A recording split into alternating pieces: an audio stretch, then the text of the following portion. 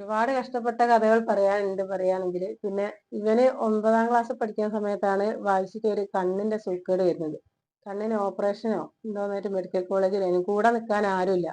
പിന്നെ സ്കൂളിലാണെങ്കിൽ പരീക്ഷ സമയവും. എന്നിട്ട് പകല് പരീക്ഷ കഴിഞ്ഞിട്ട് ഇവന് വാശിന്റെ അടുത്ത് പോയി നിൽക്കും. പിന്നെ സ്കൂളിലേക്ക് വരും, പരീക്ഷ എഴുതും, പിന്നെയും പോവും. അങ്ങനത്തെ സമയത്ത് പിന്നെ ആശുപത്രിയിലത്തെ അനുഭവങ്ങളൊക്കെ വെച്ചൊരു കത്ത് എഴുതിയവന് ഇങ്ങോട്ട്.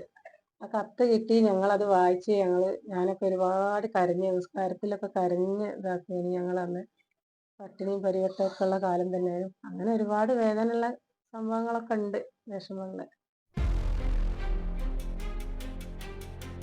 GEC അല്ലെങ്കിൽ ഗ്ലോബൽ എഡ്യൂക്കേഷൻ ക്യാമ്പസ് എന്ന് പറഞ്ഞാൽ ഒരു എഡ്യൂക്കേഷണൽ ഇൻസ്റ്റിറ്റ്യൂട്ട് ആണ്. നിങ്ങൾക്കറിയാലോ, ഞങ്ങള് കുറച്ച് ഡോക്ടേഴ്സ് ചേർന്നിട്ടാണ് ഹാരിസൺ മില്ലർ എന്നുള്ളൊരു കമ്പനി സ്റ്റാർട്ട് ചെയ്തത്. അതായത് പെരിഫറൽസ്, അതായത് ടൗണിൽ നിന്ന് മാറിയിട്ട് ചെറിയ ചെറിയ നാട്ടിൻപുറങ്ങളിൽ ICU സർവീസ് കൊടുക്കാൻ വേണ്ടിയിട്ടുള്ള ഹാരിസൺ മില്ലർ ഞങ്ങൾ തുടങ്ങിയിട്ടുണ്ടായിരുന്നു. അങ്ങനെ ഞങ്ങൾ അവിടുന്ന് ഐഡിയ ആയിട്ടാണ് ഈ നാട്ടിൻപുറങ്ങളിലെ ICUകളിലൊക്കെ വർക്ക് നന്നായാൽ മാത്രം പോരാ, അവിടുത്തെ ഹോസ്പിറ്റൽസിലെ അഡ്മിനിസ്ട്രേറ്റീവ് സെറ്റപ്പും കൂടെ നന്നാവണം നിങ്ങൾ മനസ്സിലാക്കിയിട്ട് അഡ്മിനിസ്ട്രേറ്റീവ് സെറ്റപ്പിലേക്ക് കുറച്ച് ആൾക്കാരെ ഒരു ഫോർമൽ അല്ലാണ്ട് ഒരു ട്രെയിനിങ് കൊടുത്താണ് ഞങ്ങൾ ഇത് തുടങ്ങിയിട്ടുണ്ടായിരുന്നത്. അങ്ങനെ അതിന്റെ ആൾക്കാരിൽ കിട്ടിയ സ്റ്റുഡൻസിൽ കിട്ടിയ സ്വീകാര്യത കൊണ്ടാണ് നമ്മൾ സ്റ്റുഡൻസിനെ ഫോർമലായിട്ട് തന്നെ കോഴ്സായിട്ട് ഹോസ്പിറ്റൽ അഡ്മിനിസ്ട്രേഷൻ കോഴ്സുകൾ ഞങ്ങൾ ഗ്ലോബൽ എഡ്യൂക്കേഷൻ ക്യാമ്പസിന്റെ അണ്ടറിൽ തുടങ്ങിയതിനു ശേഷം ഞങ്ങൾക്ക് മനസ്സിലായി ഈ അഡ്മിനിസ്ട്രേറ്റീവ് മേഖലയിൽ പഠിക്കുന്ന വിദ്യാർത്ഥികൾക്ക് ഹോസ്പിറ്റൽ ഇൻഡസ്ട്രിയിൽ മാത്രമല്ല, ഹെൽത്ത് കെയർ ഇൻഡസ്ട്രീസ് മാത്രമല്ല, ബാക്കി എല്ലാ ബിസിനസ് മേഖലകളിലും കൂടെ ഒരു എക്സ്പോഷർ അല്ലെങ്കിൽ ഒരു സാധ്യതകൾ ഉണ്ടാകുന്ന രീതിയിലേക്ക് ഞങ്ങൾ അതിന്റെ കോഴ്സിനെ ഒന്ന് ഓൾട്ടർ ചെയ്തിട്ട് അല്ലെങ്കിൽ ഒന്ന് കൂടെ അപ്ഡേറ്റ് ചെയ്തിട്ട് hospital administration, business administration and hospital management എന്നുള്ള കോഴ്സ് ഞങ്ങൾ ഇൻട്രൊഡ്യൂസ് ചെയ്തു. അതിലിപ്പോൾ ഒരു 1000-ലധികം സ്റ്റുഡൻസ് ആ കോഴ്സ് കഴിഞ്ഞ് നല്ല രീതിയിൽ ഒട്ടുമിക്ക ആൾക്കാർ നല്ല രീതിയിൽ പ്ലേസ്ഡ് ആയിട്ടുണ്ട്. അതാണ് ഇപ്പോൾ ഗ്ലോബൽ എഡ്യൂക്കേഷൻ ക്യാമ്പസ് ചെയ്തുകൊണ്ടിരിക്കുന്നതെങ്കിലും ഞങ്ങൾ പുതിയതായിട്ട് ഒരു സ്കിൽ പ്ലസ് എന്നുള്ള ആപ്പ് ലോഞ്ച് ചെയ്തിട്ടുണ്ട്. അതിലൂടെ ഈ ഹോസ്പിറ്റൽ അഡ്മിനിസ്ട്രേഷൻ മാത്രമല്ല, ഒരുപാട് സ്കിൽ ഡെവലപ്മെന്റ് കോഴ്സുകൾ ഞങ്ങൾ അതിലൂടെ പ്രൊവൈഡ് ചെയ്യാൻ സ്റ്റാർട്ട് ചെയ്തിട്ടുണ്ട്.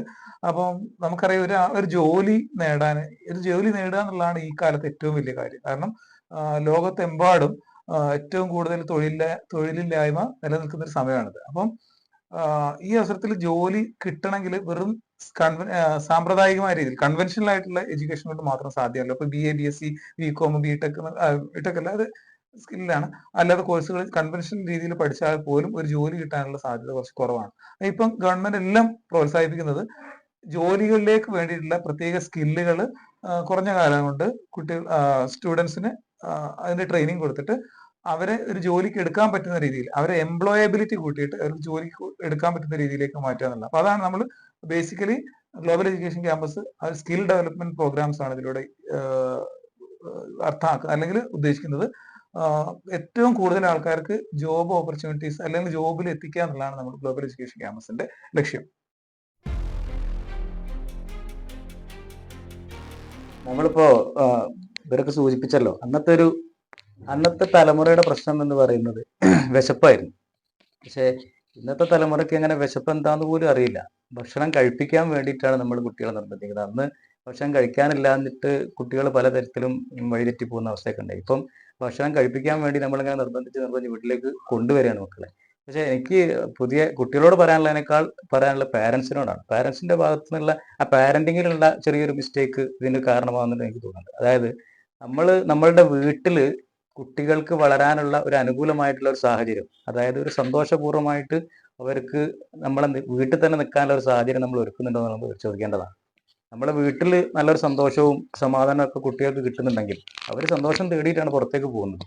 അവർക്ക് ആ ജീവിതം എൻജോയ് ചെയ്യാൻ വേണ്ടിയിട്ട് സ്വന്തം വീട്ടിൽ നിന്ന് തന്നെ ഉപ്പയുടെയും ഉമ്മയുടെയും അച്ഛൻ്റെ അമ്മേൻ്റെയും കൂടെ ഇരുന്നിട്ട്, പിന്നെ അവരുടെ അനിയന്മാരുടെ അനിയത്തിമാരുടെ കൂടെ ഇരുന്നിട്ട് ഒരു സന്തോഷം വീട്ടിൽ നിന്ന് കിട്ടുന്നുണ്ടെങ്കിൽ അവർ വീട്ടിൽ നിന്ന് പുറത്തു പോകില്ല എന്നുള്ള ഉറപ്പാണ്. അപ്പൊ അവർക്ക് അനുകൂലമായിട്ടുള്ള ഒരു സാഹചര്യം വീട്ടിൽ തന്നെ ഉണ്ടാക്കിയെടുക്കുക എന്നുള്ളതാണ് മർമ്മപ്രധാനമായിട്ടുള്ള ഈ ഒരു അവസ്ഥ മറികടക്കാൻ നമുക്ക് ചെയ്യേണ്ട ആദ്യത്തെ സ്റ്റെപ്പ്. നിങ്ങളുടെ ചോദ്യം പുതുതലമുറയോട് എന്താണ് പറയാനുള്ളത് ആയതുകൊണ്ട് അവരോട് എനിക്ക് പറയാനുള്ളത്, നിങ്ങൾ സന്തോഷം തേടിയിട്ടാണ് ഈ ലഹരിയുടെ പുറകെ പോകുന്നതെങ്കിൽ, ഇതിൽ നിന്ന് കിട്ടുന്ന ലഹരിയാണ് നിങ്ങളുടെ സന്തോഷമെങ്കിൽ സത്യത്തിൽ ലഹരി എന്ന് പറയുന്നത് അതല്ല.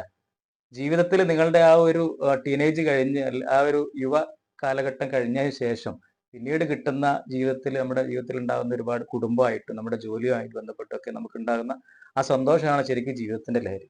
ഈ ഈ എന്റെ കൂടെ ഇരിക്കുന്ന എന്റെ സഹോദരങ്ങളും ഒക്കെ ഞാനടക്കമുള്ള ആളുകൾക്ക് ഇതിലും ഇതേപോലെ നിങ്ങളൊക്കെ തേടിപ്പോകുന്നത് പോലെ സന്തോഷം തേടിപ്പോകാൻ ഒരുപാട് മാർഗങ്ങൾ അന്നത്തെ കാലത്ത് ഉണ്ടായിരുന്നു. പക്ഷെ ഞങ്ങൾ അതിനെ തേടി പോകാതിരുന്നത് എന്തുകൊണ്ടാന്ന് വെച്ചാൽ നമ്മൾ സ്വപ്നം കാണുന്നത് ഒരു വലിയ ഭാവിയായിരുന്നു. ഈ ഈ ആ ഒരു കാലഘട്ടത്തിൽ നിന്ന് ഒരല്പം കഷ്ടപ്പാടുകളൊക്കെ സഹിച്ചു കഴിഞ്ഞാൽ ഭാവിയിൽ ഇതേപോലെ ഇപ്പം അനിയൻ റഫീഖിനെ പോലെ ഒരു നല്ല പൊസിഷനിൽ എത്തി ഇരിക്കാൻ നമുക്ക് സാധിക്കുമെന്നുള്ള ഒരു ശുഭപ്രതീക്ഷ ഉള്ളത് കൊണ്ടാണ് നമ്മളൊക്കെ അങ്ങനെ പോയിട്ടുള്ളത്. അപ്പം എനിക്ക് ചെറുപ്പക്കാരോട് പറയാനുള്ളത്, ഒരു ചെറിയ കഷ്ടപ്പാടൊക്കെ നമ്മൾ ഈ ചെറുപ്പകാലഘട്ടത്തിൽ നമ്മൾ സഹിക്കേണ്ടി വരും. അത് കഴിഞ്ഞാൽ നമുക്ക് വലിയ ഒരു വിശാലമായ ഒരു ലോകം നമുക്കുണ്ട്. ആ ലോകത്തേക്ക് എത്തിപ്പെടാൻ ഈ ഒരു ലഹരിയെ ഒഴിവാക്കുക, നല്ല ജീവിതത്തിലേക്ക് നിങ്ങളൊക്കെ കടന്നു വരണം.